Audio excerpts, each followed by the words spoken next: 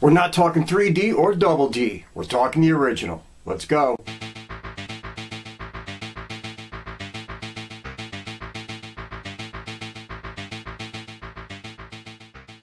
Okay, everybody, back to a time when everybody was afraid to go in, near, or on the water for any reason whatsoever. We're looking at 1978's Piranha. Before we go any further, before we dig into this gem anymore, once again, and as always, to the trailer. Lost River, take 32. And action. Lost River is lost no more. Yes, friends, you can be part of a modern ecological miracle. Acres and acres of reclaimed land nestled in a scenic mountain valley, site of the newly formed Lost River Lake. You'll find swimming, sailing, snorkeling. There's something strange in the water at Lost River Lake. Something you can't see, something you can't feel, until it's too late. Started in a Texas pond. Barbara! Or is there something in here? David! David! Well, but Steele watch. It's the quickest way to know if they're down there or not. What are you doing? You drained a pond? Yes, we found You let them out? They were unleashed into America's waterways to churn quiet streams into rivers of living death. Keep your hand out of the water. What's wrong with the water? Dad! Stay back! Stay back! The world of carnivorous fish. Piranha, the deadliest man-eaters of all. In schools of hundreds, they attack and devour anything that moves with razor-sharp teeth that can strip a man to the bone in less than a minute. There'll be no way to contain them. They'll be able to swim up every river system in the country. There's a school of piranha heading straight downstream towards your resort. They'll kill us. All of us. Science fiction.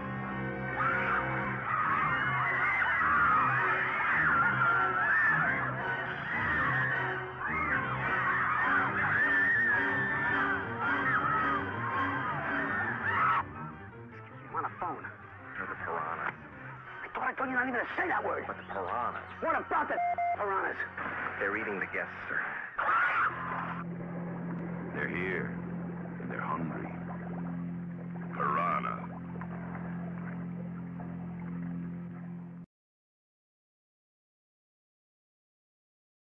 Okay, this gem was directed by Joe Dante. Now, his list of credits isn't as long as you would think, really, especially if you take a lot of TV work out, but what he has done is legendary. Anyway, we're talking about he directed The Howling. He directed Gremlins, for God's sakes, and Inner Space, and Small Soldiers, which is a great little flick, you all gotta see it, and Hollywood Boulevard, and The Burbs, and The Hole. So, maybe not a lot of quantity, but he definitely has some quality. Okay, everybody, there's quite a few people in this motion picture, so we're going to try to go through them quick, try to go through them fast, and keep this puppy moving. A lot of ground to cover. Playing Paul Grogan, the one and only Bradford Dillman, at his cantankerous best in this. Let's roll. We're talking about he has been in gems like Bug, which you know I've already reviewed and loved, and Gold, and Escape from the Planet of the Apes, and The Enforcer, and Sudden Impact, and The Swarm, and Love and Bullets, and The Plainsman, and the Bridget Remagen, and Sergeant Riker. So, man, a lot of shit, folks. A lot of shit. Playing Maggie is Heather Menzies.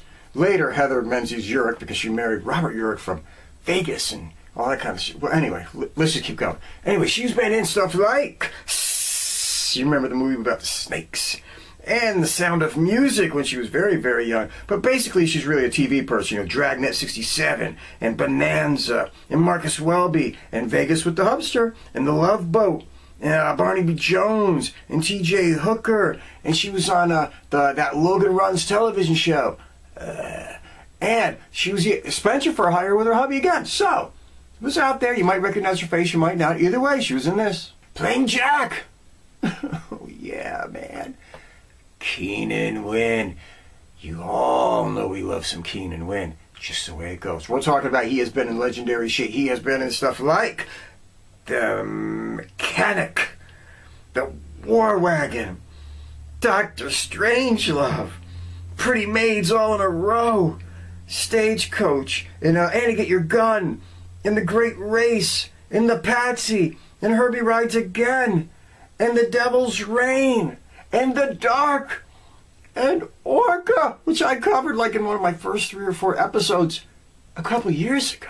So, Keenan Wynn, legend, playing Dr. Hoak, the one, the only, Kevin McCarthy.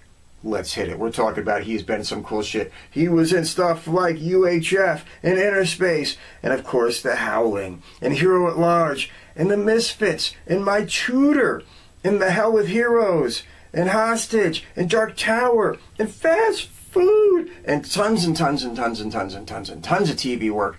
And of course, he was in both versions of Invasions of the Body Snatchers.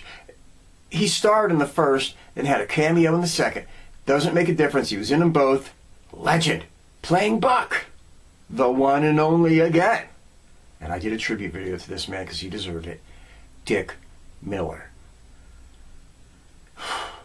Let's go. We're talking about he has been in gems like Big Bad Mama, and Gremlins, and The Terminator, and White Line Fever, and Cannonball, in 1941, and Corvette Summer, and Chopping Wall, and Night of the Creeps, and Star Hops, and all those nurses movie, you know, like Student Nurses, and The Young Nurses, and Night Call Nurses. He was in all those nurses. If there was nurses running around topless, goddamn it, he was in them. It's just the way it is. And he was in a million other things beyond this, man. Fucking Dick Miller is a legend. Legend. I'm saying that a lot this episode. Who cares? Doesn't matter. Let's keep going. Playing Dr. Mengers. Come on. Another person. I almost said the legend word. It is what it is. Barbara Steele. Let's kick it. We're talking about she has been in gems like Caged Heat, She Beast, Nightmare Castle, Castle of Blood, The Ghost, Terror Creatures from the Grave, The Pit and the Pendulum, and this one real weird fucking flick from the 70s called Shivers, which is really, really weird. And playing Dumont, a man that needs no introduction anywhere, Paul Bartel. Let's roll. We're talking about he has been in gems like Grand Theft Auto, and Heart Beeps, and Cannonball, and Eat My Dust, and Rock and Roll High School, and Hollywood Boulevard, and Shopping Mall. Did I say Eating Rattler? I can't remember. Anyway, a legendary B-movie actor, been in a damn it, there's that word again. But anyway, a legendary B actor has been in all kinds of shit. Directed some stuff too. So either way, let's get going. Okay, everybody, I'm going to try to do this story in 90 seconds or less so we can keep this moving, keep this going, keep this flowing, keep this entertaining so we can get to where we'd all rather be, the summation. Anyway, let's kick it off. You got these 2 college-age kids, whatever, guy, girl, they're out camping, hiking, do whatever they do in the woods. Yeah, you know. Anyway, they come across an abandoned, supposedly, military installation. And when they go searching and looking around just for shits and giggles, what do they find themselves? A swimming pool. And what do 2 people in that situation do? Well, they have to go skinny dipping, as always. Sure, yeah, the pool's got pipes and tanks coming out of it and fences in it and it looks like nothing you would ever step into, but fuck it, they go for it anyway. And they go swimming. Well, lo and behold, they don't come out of the pool. A few minutes later, we see a skip tracer, and she gets hired to go looking for these 2 people. Well, she flies out there, she runs into this Bradford Dillman character, actually kind of sought him out so she could get some help from him looking around. He's cantankerous, he's angry, he's divorced, he's having a rough time, he drinks too much. They team up and they go looking for these kids. Well, when they go looking for these kids, they happen to find that military installation. They find that it's not really abandoned. They find some bones and they find the doctor that works there. And without asking any questions, without thinking any farther, they flick the switch, they drain the tank, and unknowingly unleash all the killer piranha into the local river. Are they going to get out there? Are they going to warn the authorities in time? Are they going to stop these piranha from getting downstream where there's a bunch of kids in inner tubes at summer camp, or even farther down where there's a resort, there's all kinds of people in the water just partying up? I ain't going to tell you. You probably got the idea. You get where this is going. Let's get going to the summation. Okay, everybody. what makes this motion picture work. And yes, it does work in its own little odd way. The reason this motion picture works is this motion picture knows exactly what it is. It's kind of a parody without being a parody, but with a wink and a nod that they're saying to you, you had Jaws, you had Orca, yeah, fuck it. Here's Piranha. And that's the platform that it jumps from. It's just the way it goes. Before I dig into it anymore, let's get the basics out of the way as always. The directing, solid. You know Joe Dante's a good director. Gets the job done in this. We'll get more into it in a moment, but directing's fine. The writing, come on. It's this kind of flick. Any kind of writing will do. And the acting. The acting works. Everybody pulls their weight, especially because there's just a little bit of tongue-in-cheek to this whole motion picture. That's what makes this whole motion picture work. There's a tongue-in-cheek flavor through the whole thing. And it kind of settles in more as the motion picture rolls along. It's one of those movies that in the beginning you're like, oh my God, is this movie going to take its part seriously? It's going to take its whole viewpoint seriously? And you start to think it is. And then you think, well, okay, the skip tracer's actually playing a Jaws video arcade game in the beginning of the movie. And you're like, okay, they're doing a tip of the hat. They're doing a nod. I get it. They know what they are. They know what they're remaking. They know what they're doing. So they're giving a little bit of respect to the mother of all ocean movies. But after that, it starts to go a little farther and farther and farther and farther. When they find that lab and you see that there's a little monster running around and you're like, did this just turn into a comedy? Is there something odd? Because this is completely out of place in this motion picture. Yes, he's a mad scientist that's working on shit for the gut, whatever. But the little stop motion thing that looks like it came out of like some Ray Harryhausen flick just running around and you're like, oh, we're going to take a hard left turn.